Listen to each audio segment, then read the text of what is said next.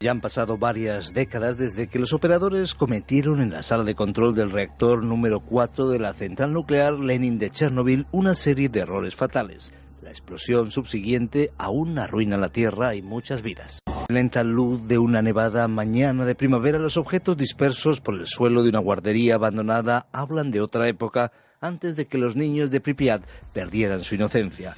Sandalias y diminutas zapatillas de ballet, figuritas de cartón de Lenin cuando era niño y de su etapa de dirigente juvenil, el equivalente soviético de los cromos de futbolistas. En la sala contigua, muñecas rotas y desnudas yacen en las camas donde los pequeños dormían la siesta. En la pared del gimnasio hay fotos de los niños haciendo ejercicio.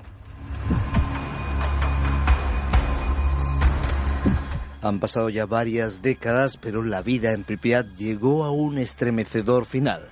Antes del alba del 26 de abril de 1986, a menos de 3 kilómetros al sur de lo que entonces era una ciudad de 50.000 habitantes, el reactor número 4 de la central nuclear de Chernobyl estalló.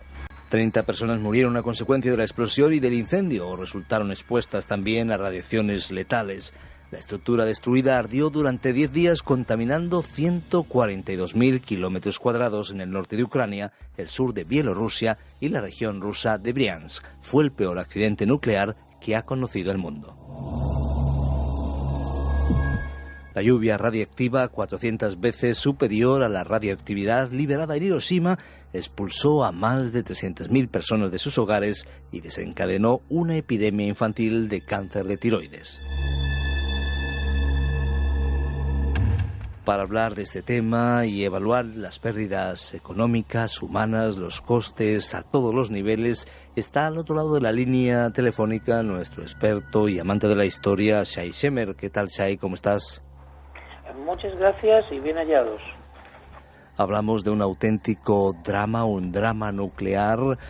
Vayamos al año concretamente en el que ocurre la tragedia y pintemos algunos elementos para poder tener un trasfondo adecuado del momento. Estamos hablando de un declive de lo que serían las instalaciones nucleares soviéticas de origen soviético. ¿Por qué se produce Chernobyl? Chernobyl se produce por se puede decir, un nivel tecnológico o una forma de instrumentar la tecnología en cuanto a la fusión nuclear para la producción de energía de una manera deficiente, no teniendo en cuenta lo que ya en aquella época comenzaba a tener auge en el mundo, el impacto no solamente ecológico, el tratado de los residuos, el tratamiento de los residuos radiactivos y también la posibilidad, o sea, los medios preventivos o, en caso de accidente, la rápida ejecución de medios de tratamiento. Es decir, no solamente Chernóbil, sino toda la Unión Soviética de aquel tiempo. Hablamos de 1986, cuando ya estaba el camino de la perestroika, de 1982, de Gorbachov. Estamos hablando de un periodo, sí, de cambio, de liberación, no obstante, o de reorganización de las repúblicas socialistas soviéticas hasta nuestros días. Sin embargo, tenemos muchos resabios antiguos de cómo se hacían las cosas y hay muchas explosiones nucleares, o sea, bastante, que no han sido notificadas a Occidente a través de la prensa, y Occidente, conocedor de estas explosiones y emisiones radiactivas que no tuvieron tanto impacto mediático, también la ocultaron, ¿sí? Nosotros tenemos que saber que emisiones radioactivas en la Unión Soviética no conocidas existieron, es decir, no conocidas hasta unos años atrás, pero después han sido publicadas que ellos han tenido no solamente un accidente, sino han proliferado en ciertas zonas la radiación por experimentos nucleares y han tenido efectos nocivos en la población, pero allí no llega la prensa. ¿Esto por qué se libera en definitiva? Se libera porque lo que hay, en definitiva, al cambio se produce en la política exterior de la Unión Soviética, en su forma de relacionarse con Occidente y el tratar de dar una imagen de apertura. Entonces se libera la información. Los mecanismos para ocultar la información existían y Occidente se cuidaba mucho de difamar a la Unión Soviética, ya que estos también portan de alguna manera información que clasificada de Occidente también. Así que lo que pasa en Chernóbil es sí un desastre conocido frente a otros que no fueron conocidos, y todo este problema técnico que fue advertido por Occidente en cuanto a la tecnología, que llevaba un tiempo de retraso o de falta de atención a la prevención en caso de accidente, pues en este caso no había una normativa que afectaba a todo el mundo. Digamos que cada país tenía su propia normativa y estándar de seguridad. Lo que sí hemos tomado conciencia desde aquel momento, que la capacidad de producir la radiación o de elementos que pueden producir radiación es mayor a la capacidad de controlarla y a la capacidad del planeta de absorber esta radiación a niveles que ya no sean nocivos para la existencia de la vida. Es decir, tenemos una capacidad de generar energía contaminante, o en caso de accidente no tenemos los medios para dominarla. Eso es problemático. Problemático sin duda. Vayamos a aquella madrugada, a la 1:23 concretamente, en ese mes de abril, los técnicos cometieron un error en una rutinaria prueba de seguridad del reactor 4. ¿En qué consistió ese error y por qué se produjo esa tragedia de Chernóbil? Bueno, como bien habías dicho, existe un error humano aquí, más allá de las limitaciones tecnológicas. En aquella madrugada, como bien se ha hecho notar, de abril de 1986, los técnicos cometen un error en la rutinaria prueba de seguridad según los estándares soviéticos. Esto hay que recalcar. Se habla de un reactor que, según lo que sabemos, tiene un núcleo de grafito, y ese núcleo es, por supuesto, de diseño soviético. La mayoría de los elementos son de diseño soviético, la mayoría de los controles electrónicos son de diseño soviético. Se puede decir que los soviéticos competían todavía con Occidente en su diseño propio. Tenían lo que se llama inestabilidad, y esa inestabilidad se refiere a tiempos de reacción nuclear en cadena. Esa inestabilidad se fue descontrolando porque el agua de refrigeración del reactor se vaporizó muy rápidamente, no teniendo ellos el control del tiempo del proceso. Los reactores, de algunas maneras, ya de aquella época en Occidente, tienen unas defensas. No es que pueden evitar este problema que puede ocurrir, sino que reaccionaron construyendo defensas de material, tanto de acero como de hormigón, y estos materiales podrían contener una explosión. Lo que significa es que está previsto también en Occidente la posibilidad de una explosión por distintos motivos. No creen que la puedan llegar a evitar por todos los medios, por lo cual existe la prevención de aislar la explosión lo máximo posible. Pero ellos no tuvieron este detalle, siendo que es un país o una asociación de países donde una de sus principales industrias o uno de sus vanguardias en la industria es el acero y el hormigón. Se puede entender que la Unión Soviética, en tema metalúrgico, realmente para construcción en general de estructuras, y ni hablar por supuesto de armas militares, ya no es para cuestiones militares, son especiales. Ese estallido del reactor levanta el techo, no tiene ninguna defensa de contención y va a dispersar todas las partes internas del reactor alrededor del edificio, lo que provoca un incendio, ¿sí?, de todo su interior. Eso genera a la atmósfera, con el incendio y con el fuego, genera una liberación de radioactividad que no puede ser absorbida por medios naturales.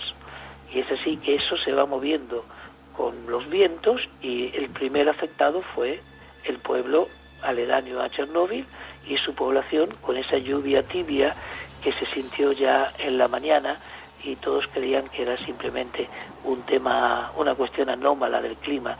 No sabían que se estaba realizando allí la sentencia de muerte de miles de personas. Efectivamente, una sentencia de muerte para muchos y una muerte lenta, ya que pasarían décadas para ver el resultado, concretamente en varios tipos de cáncer, especialmente cáncer de tiroides. Pero vayamos todavía a las consecuencias. En los días siguientes, el mismo día, dicen testigos del acontecimiento, que se les suministró comprimidos de yodo que protegen contra el yodo 131 radiactivo. Curiosamente también se les dio a algunos un trago de vodka porque se pensaba que esa bebida podía ser protectora frente a la radiación. A la mañana siguiente las autoridades anunciaron que se había producido un accidente y que la ciudad sería evacuada. 1.100 autobuses de toda Ucrania se alinearon en Pripyat y a las 5 de la tarde la ciudad estaba prácticamente vacía. Hemos hablado de cierto secretismo, pero se reaccionó después bien. ¿Hasta qué punto se tomaron las medidas y hasta qué punto, pues hasta hoy, podemos vivir las consecuencias de este drama de dimensiones colosales? Bueno, después del accidente se inició algo que se llama descontaminación, contención, pero sobre este tema no hay mucha experiencia. La experiencia está basada principalmente en las catástrofes y decenas de miles de personas comienzan a trabajar en esta, se puede decir, descontaminación sin la protección debida. Otro de los temas, no se ha invertido en eso. Y sin la protección debida significa que acercándose a las zonas críticas, estas personas iban a sucumbir, iban a morir. Estas personas se llamaban como liquidadores o finalizadores del problema, y se aísla una zona de 30 kilómetros alrededor de central nuclear, una cantidad de kilómetros, se puede decir, escogidos al azar, una medida que no tiene tampoco una base clara. Se desconocía realmente los efectos. Se toma esta zona de alienación y sigue hasta el día de hoy vigente. La consecuencia directa es que comienzan a morir empleados.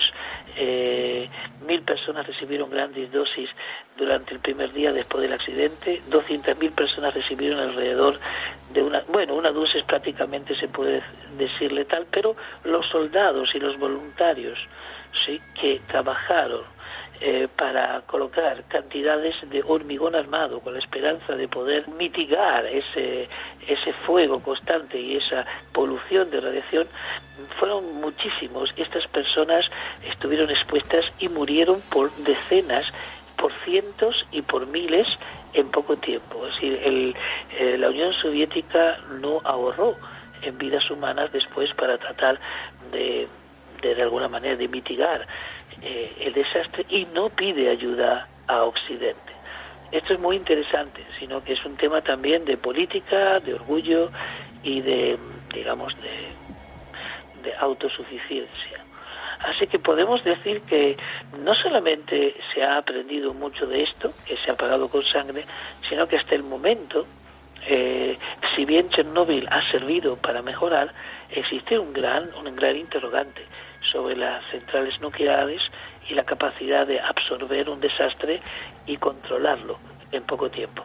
Sin duda quedan muchos interrogantes, muchos enigmas en el panorama en relación con la energía nuclear y en este drama que cosechó muchas víctimas, que de alguna manera, como algunos expertos, como Ronald Cheshire, ecólogo de la Universidad Tecnológica de Texas, pues analizan cómo el elemento climatológico y los vientos se afectaron para que al final esa bomba radiactiva se expandiera. El viento arrasó la nube hacia el norte y el 70% de la radiactividad se extendió por Bielorrusia y contaminó casi una cuarta parte del país. Ha habido efectos a nivel médico, es decir, a nivel físico. Hemos visto también efectos demográficos, efectos también obviamente económicos. E incluso algunos expertos hablan de efectos psicológicos, ya que todavía han pasado décadas, pero las madres, las mujeres de aquella región se plantean hasta qué punto es saludable engendrar hijos, tener hijos en las condiciones en que han quedado después de aquella tragedia. ¿Qué aprendemos de todo esto? Bueno, aprendemos que somos capaces de avanzar en ciertas tecnologías que no controlamos a la hora de que ellas pueden ser o manifestar condiciones adversas. Los niveles de radiación de las zonas afectadas fueron muy altos. Más o menos se puede decir que una dosis letal es de alrededor de 100 Röntgens por hora y se liberó 20.000 Röntgens por hora, superando de 20.000 a 100 la dosis letal. Y es esta forma de exagerada, ¿no?, del desastre se queda de alguna manera grabada en la memoria y grabada en la conciencia mundial. No obstante, que aprendemos de esto, aprendemos que la cuestión energética en el mundo, como está hoy planteado, las energías que no son renovables, energías basadas en combustión de hidrocarburos fósiles provenientes realmente de descomposición de fósiles, o la energía que proviene de las centrales nucleares, nos han traído cierto beneficio en los últimos 100 años, pero con un alto riesgo de destrucción de todo el ecosistema, no solo por accidentes, sino también por la contaminación de la periferia. Así que toda la humanidad, que depende de tanta energía, según tenemos planteado nuestra vida social en el mundo, si el replanteo no viene con tiempo y a tiempo y con seriedad, pues tenemos una espada de Damocles sobre nuestras cabezas con las centrales nucleares, que si bien están siendo aceptas por su practicidad y por su economía, despiertan grandes interrogantes en cuanto al daño que se le puede hacer, no solamente a la vida de los cercanos. Sí, estamos hablando de cientos de centrales nucleares dispersas en el mundo. Es un interrogante que tenemos que plantearlo frente a la política, frente a la avaricia o frente a los intereses económicos, si prevalecen los intereses de la vida del ser humano, del habitante de la Tierra. Ahí nos quedamos. Muchas gracias, Shai Shemer. Nos hemos acercado a esa mortífera huella de Chernóbil, con esa conexión clara con muchos tipos de cánceres, también cardiopatías, leucemia y obviamente ese cáncer infantil de tiroides. También más de 240.000 hombres y mujeres que trabajaron al frente del desastre, que hoy sufren otros efectos como las cataratas, un mal característico de los supervivientes también de las bombas atómicas en Japón. Todo eso ha ido en aumento. Hoy nos hemos acercado al drama de Chernóbil.